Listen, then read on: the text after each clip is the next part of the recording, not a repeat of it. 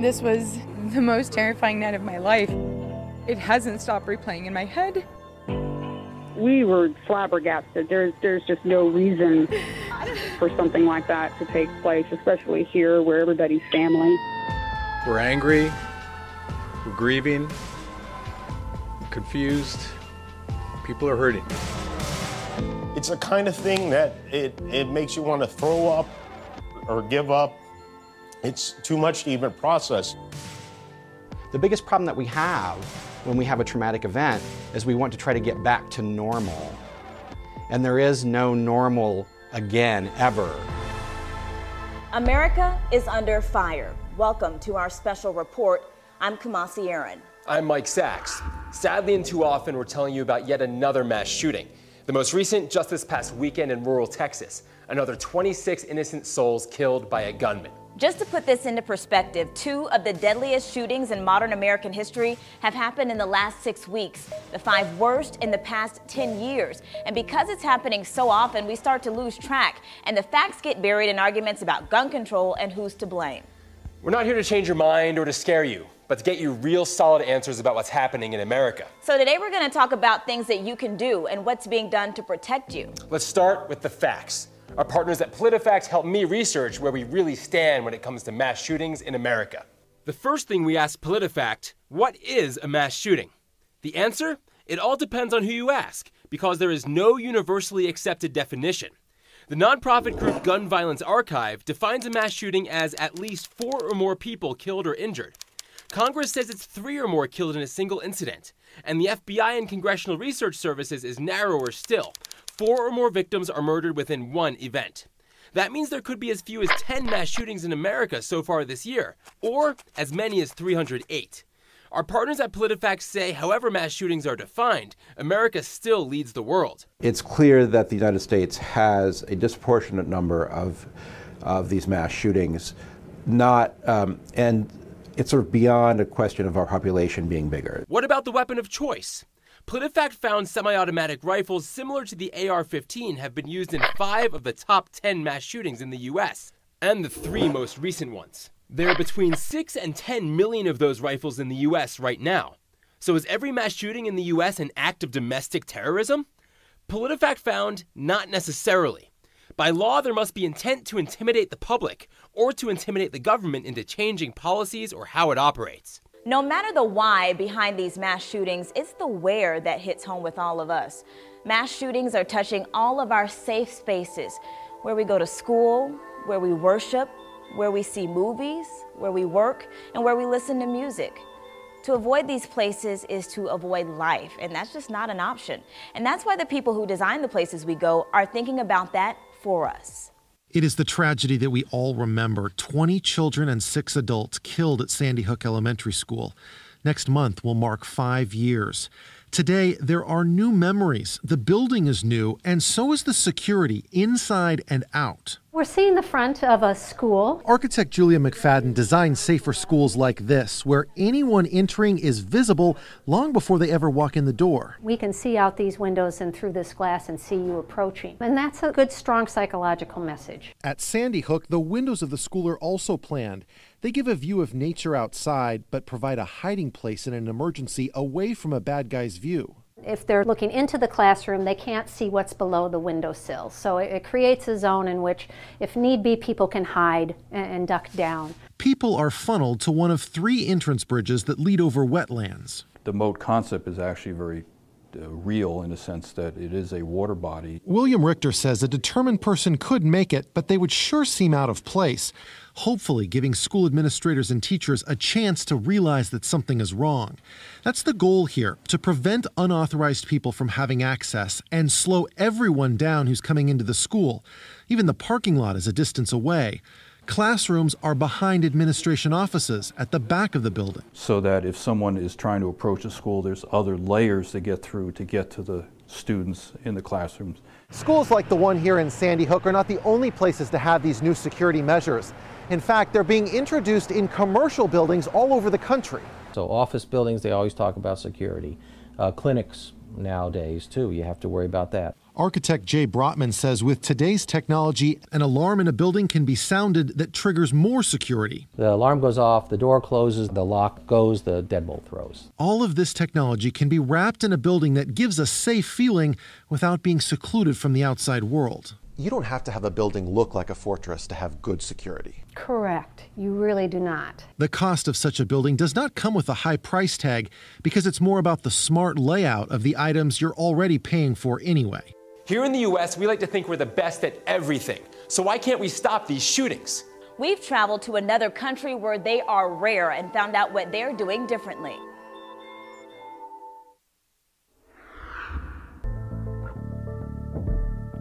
It's clear that we have mass shooting after mass shooting after mass shooting. It's so staggering that you don't even remember the number. You don't even remember all the names. There is a battle going on in America. Nobody seems to agree on a solution when it comes to gun control. But one thing's for sure, we have a lot of guns in this country. When it comes to guns, the U.S. stands out from the pack in a big way. Namely, it has way more guns than any other nation in the world. The only other developed nations with a lot of guns keep tight controls over ammunition. To give you an idea of just how many guns are floating around this nation with the most mass shootings, take a look at this. Americans own almost half of all civilian-owned guns in the world. And yet, with all those guns, the U.S. has some of the loosest restrictions on firearms of any developed nation. In the past few months, the only notable action in the U.S. Congress on gun laws has been an effort backed by the National Rifle Association to lift restrictions on gun silencers. An in-depth study released last year shows just how many more mass shootings the U.S. has than any other nation. In fact, the U.S. only has about 5% of the world's population, but 31% of the world's mass shootings happen in the U.S. No matter what side of gun control you land on, there's clearly a problem. But there are countries that are doing it right, and one of them is just north of the border. I'm Ross Jones in Windsor, Ontario, where we came across the border to talk to Canadians about just why our rate of gun violence is 7 times higher than theirs. Two countries that could not be closer, couldn't be further apart when it comes to guns. Majority of the people do not need or feel the need to have a gun because we're quite safe up here. In Canada, they talk about guns differently because they look at guns differently. You have the Second Amendment, and we don't. I would think that most Canadians are squeamish around firearms and don't want any part of it. Across the river from Windsor in Detroit, there were 302 homicides last year, most of them involving a firearm. In Windsor, during the same time period, there were 3. Al Frederick is Windsor's chief of police. The difference, I think, in my view, is the accessibility to firearms. We don't have a culture of people that, are eager to carry or seek out to carry a firearm. In Canada, unlike the U.S., it's a crime for the average citizen to even walk around with a gun. But that's far from the only thing separating these two countries. A first-time gun buyer in the United States can walk into a store and leave with a gun the same day. In Canada, it takes weeks, maybe months. The U.S. still allows for gun purchases without a background check. Not here in Canada. They're mandatory for any gun license. Your file is given to an officer, and it's their job to go through it and prove that you are able to have a license. And while there's often a push to expand gun rights in the U.S., in Canada, there are a few here leading that fight. As one Canadian told me this week, guns are a right where you live. They're a privilege where we live. I don't think there's a nation on earth where they've armed their citizenry, which has reduced violence. It's interesting to hear what's working in other parts of the world, but there is something that works here. Mass shootings are prevented. You just never hear about it. What we're going to share with you after the break will not only surprise, but empower you.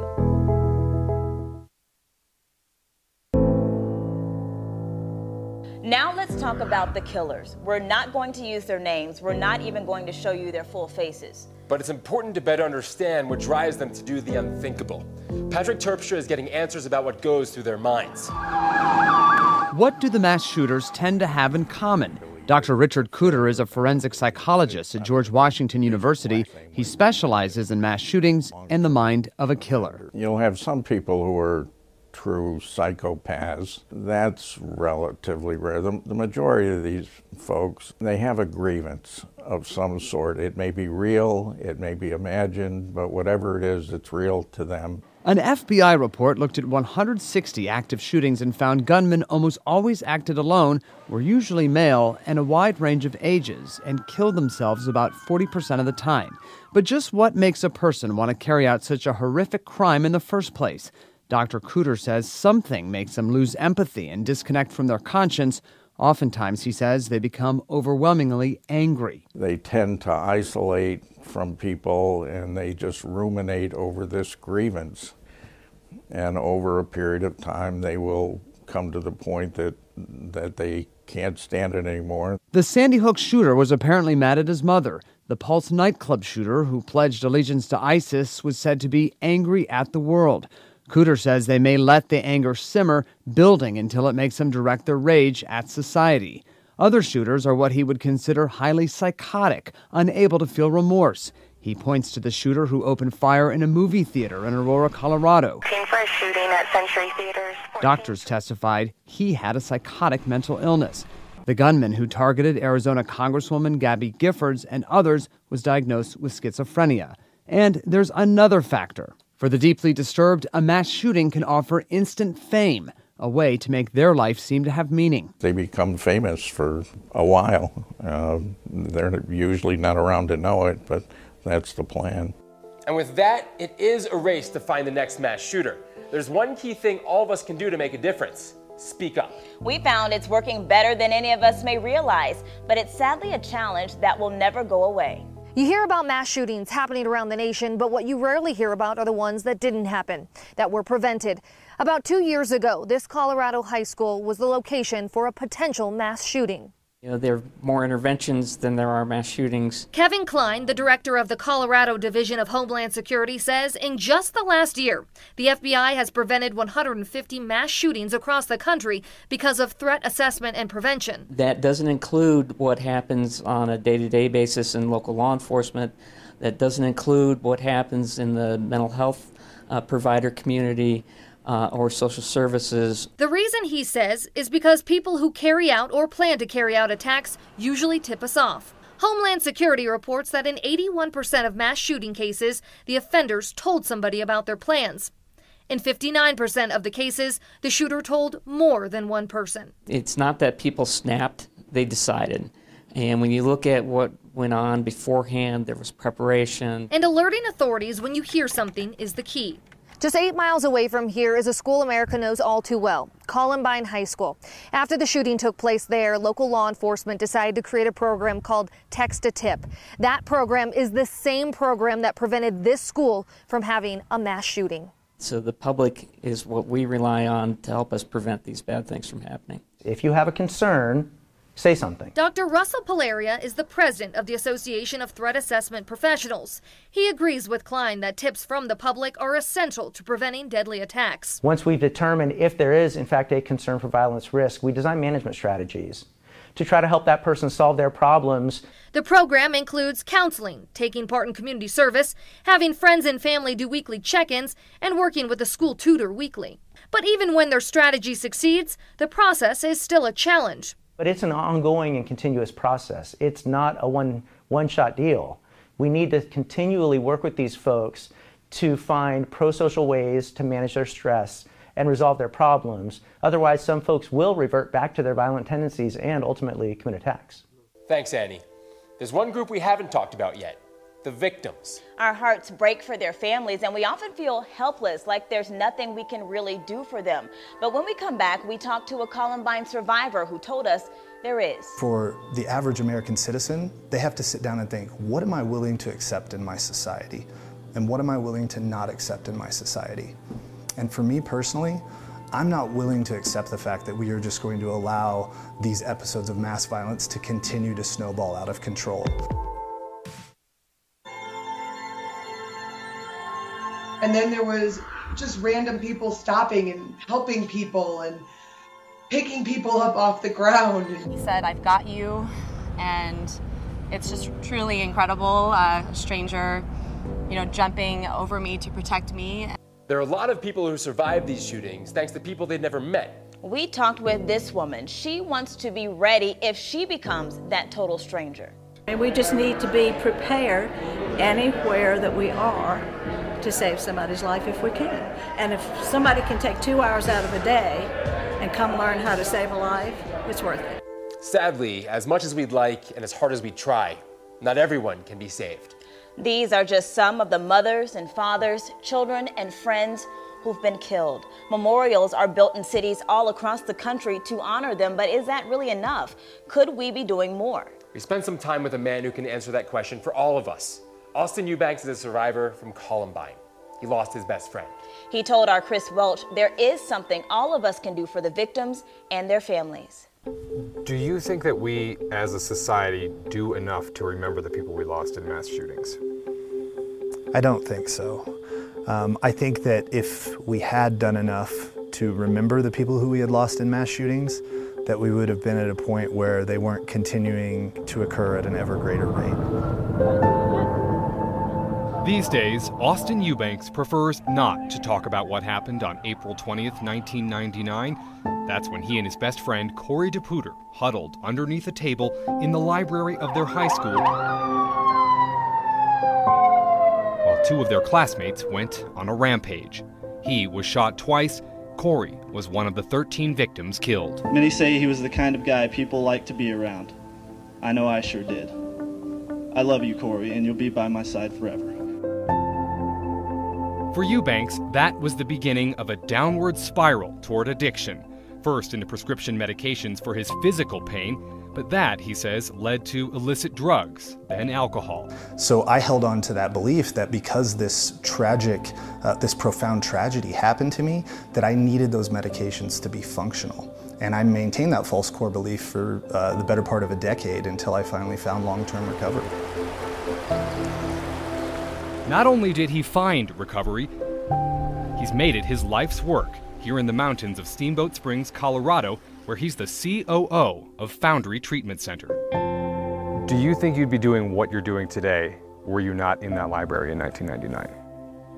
There's no way. He sees a direct correlation between the rise in mass shootings and the ever-worsening opioid crisis. And I see this happen time and time again where these events occur and addiction ripples through a community as a symptom of the trauma from one of these events. 3 of the 5 deadliest shootings have taken place in just the last year and a half. I never thought that it would get to this point. Eubanks says that makes it particularly hard to remember and honor the lives lost. Because it's literally hundreds and hundreds of people now who have died as a victim of a mass shooting in the United States. So how can we remember them? Well, for me personally, the way that I remember my best friend is by doing the work that I do today. And he says there's something we can all do right now. The common thread through all of these perpetrators isn't some radical worldview or religious motivation or motivation by targeting a specific demographic. The common denominator through all of these people is isolation and loneliness. Eubanks says we can all work on that by simply reaching out to more people in our communities, even if they seem different, and teaching our children to do the same. Whether you knew someone who was killed or injured or not, this is something that anyone can work on in the U.S.